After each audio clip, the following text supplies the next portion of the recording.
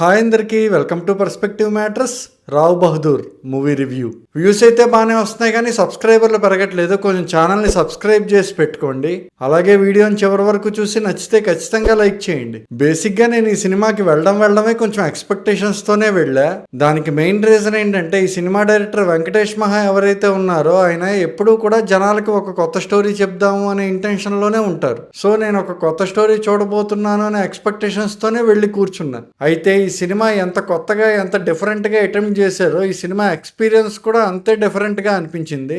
Cinema experience ఏంటి అనేది review చివరిలో మాట్లాడుకుందాం. ఇంకా ఈ సినిమా విషయానికి వస్తే ఈ సినిమా మొత్తం 1968 అలాగే 1991 టైం పీరియడ్ లో జరుగుతూ ఉంటుంది. రావ్ బహదూర్ అనే రాజుకి ఒక అనుమానం ఉంటుంది. అసలు ఆ అనుమానం ఏంటి, ఆ అనుమానం రాజుకి ఎందుకు వచ్చింది, ఆ అనుమానానికి సమాధానం రాజు ఎలా కనిపెట్టాడు అనేదే సినిమా. ఇంకా ఈ సినిమాలో పాజిటివ్స్ విషయానికి వస్తే ఈ సినిమాకి ఫస్ట్ పాజిటివ్ పాయింట్ ఏంటంటే హీరో సత్యదేవ్ పెర్ఫార్మెన్స్. అంటే సినిమా మొత్తం మనం రావ్ బహదూర్ అనే పర్సన్ నే చూస్తాం తప్ప సత్యదేవ్ని ఎక్కడా చూడం. అంటే ఆ క్యారెక్టర్ చేస్తుంది సత్యదేవ్ అనే విషయాన్ని కూడా మర్చిపోయే రేంజ్ లో పెర్ఫార్మ్ చేశారు ఆయన. ఇంకా ఈ సినిమాకి నెక్స్ట్ పాజిటివ్ పాయింట్ ఏంటంటే బ్యాక్గ్రౌండ్ స్కోర్ అండ్ సాంగ్స్. ఈ సినిమా మ్యూజిక్ డైరెక్టర్ పేరు స్మరణ్ సాయి. ఒక మంచి బ్యాక్గ్రౌండ్ స్కోర్ ఇవ్వడం అనేది ఒక ఎత్తు అయితే స్క్రీన్ మీద కనిపించే అంబియన్స్ కి రిలేటెడ్ గా మ్యూజిక్ కంపోజ్ చేయడం అనేది నెక్స్ట్ లెవెల్. అంటే మనం జనరల్ గా హాలీవుడ్ లో చూస్తుంటాం కదా, ఒకేసారి కొన్ని వందల మంది స్టేజ్ మీద వైలిన్ వాయించడం, అలాంటి కైండ్ ఆఫ్ మ్యూజిక్ అయితే కంపోజ్ చేశారు ఈ సినిమా కోసం. ఇంకా ఈ సినిమాకి నెక్స్ట్ పాజిటివ్ పాయింట్ ఏంటంటే ఈ సినిమా స్టోరీ అలాగే ఈ సినిమా రైటింగ్. అంటే స్టోరీ రాయడం అనేది అందరూ చేసే పనే, కాకపోతే స్టోరీలో చాలా చిన్న చిన్న మైన్యూట్ డీటెయిల్స్ ఉంటాయి. అవే ఈ స్టోరీకి చాలా అందాన్ని తెచ్చాయి. అంటే అలాంటి చిన్న చిన్న విషయాలను కూడా చాలా డీటెయిల్డ్ గా రాసుకున్నారు. అలాగే అలాంటి చిన్న చిన్న విషయాల మీదే ఆధారపడి స్టోరీని ముందుకు తీసుకెళ్లే ప్రయత్నం కూడా చేశారు. ఈ సినిమా డైరెక్టర్ వెంకటేష్ మహా గారు ఉన్నారు కదా, ఆయన కూడా ఈ సినిమాలో ఒక ఇంపార్టెంట్ రోల్ చేశారు.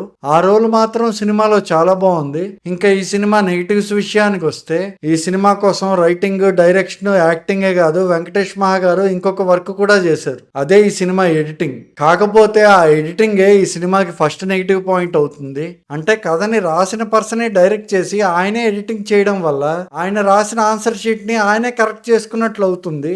ఈ ప్రాసెస్ లో ఆడియన్స్ కి ఏది అవసరం ఏది అనవసరం అనే జస్టిఫికేషన్ అయితే పోతుంది. ఎగ్జాక్ట్ గా ఈ సినిమాకి అయితే అదే జరిగింది. దానివల్ల అన్వాంటెడ్ సీన్స్ అనేవి ఎక్కువయ్యి సినిమా లెంత్ అనేది చాలా వరకు పెరిగింది. సో ఎడిటింగ్ అలాగే ఎడిటింగ్ వల్ల డ్యూరేషన్ తప్పితే ఈ సినిమాలో నెగిటివ్ పాయింట్స్ అంటూ ఇంకేమీ లేవు.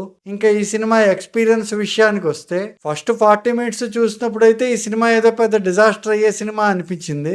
ఆ తర్వాత మెల్లిగా ఇంటర్వెల్ వరకు వెళ్లేసరికి పర్లేదు, మనం అనుకున్నంత వరస్ట్ గా అయితే ఏం లేదు, బానే ఉంది అనిపించింది. ఇంకా సెకండ్ హాఫ్ స్టార్ట్ అయిన దగ్గర నుంచి స్టోరీలో చిక్కుముళ్ళు ఒకటొకటిగా విడిపోవడం, అలాగే కొత్త క్యారెక్టర్లు రావడం, అలాగే స్క్రీన్ ప్లే కూడా కొంచెం ఫాస్ట్ అవ్వడం అనేది జరుగుతుంది. దానివల్ల క్లైమాక్స్ కి వచ్చేసరికి మాత్రం ఒక మంచి ఫీల్ అయితే వచ్చింది. సో ఓవరాల్ గా రావ్ బహదూర్ అనే సినిమా ఎలా ఉంది అని నన్ను అడిగితే చాలా బాగుంది అని చెప్పలేము, అలాగే బాలేదు లేదా యావరేజ్ అని కూడా చెప్పలేము. బాగుంది అని అయితే మాత్రం చెప్పొచ్చు. మరో సినిమా రివ్యూతో మళ్ళీ కలుద్దాం. Until then bye.